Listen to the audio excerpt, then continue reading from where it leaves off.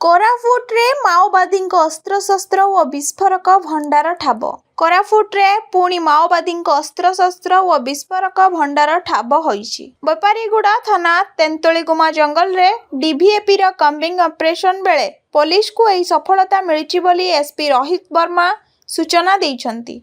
Police ନିକଟରେ ଆତ୍ମସମର୍ପଣ କରିବା ପରେ ନକ୍ସଲଙ୍କ ସୂଚନା ଆଧାରରେ ଜାରି ରହିଥିବା ଅଭିଯାନରେ ଗୋଟିଏ ଦେଶୀ ରିଭଲଭର, 6 ଗୋଟି ଦେଶୀ ବନ୍ଧୁକ, 11ଟି ଟିଫିନ୍ ବୋମା, 25ଟି ଡିଟୋନେଟର, କଡ଼େକସ୍ ତାର, ଗନ୍ ପାଉଡର ସହ ବହୁ ଗୁଳି ଓ ବିସ୍ଫୋରକ ସାମଗ୍ରୀ ଜବତ କରାଯାଇଛି।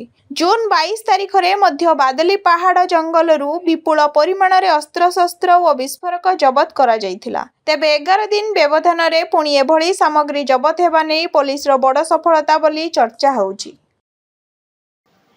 एटा हमरो नक्सल दमन हैला परे हमरो जो डेडलाइन हमको दिया जाइथिला 31 March 2026 honourable union home minister deadline देथिले सेटा हमरो कोरापुट नक्सल फ्री घोषित करा जाइथिला।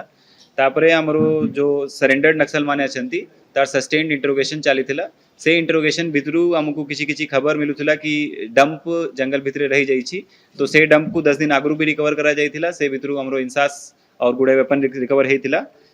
से डायरेक्शन रे ही आज भी हमरो गोटे डंप रिकवरी हेछि। से भितरु हमरो कंट्री मेड रिवॉल्वर गोटे अछि, 6टा कंट्री मेड गन अछि, टिफिन बम हमरो अछि गुडे, कोडेक्स वायर हमको मिली छी, डेटोनेटर 25 संख्या रे मिली छी और किंबा मिसलेनियस आर्टिकल जो रहउछि लिटरेचर सेटा भी हमें पाई छी।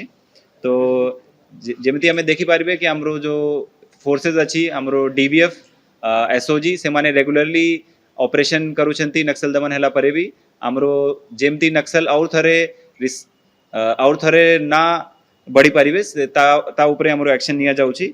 और एटा जो डंप रिकवरी हेछि एटा व्यापारी गुडा पीएस लिमिट रे हमरो तेंतुलीगुमा एरिया रे एटा डंप रिकवर हेछि।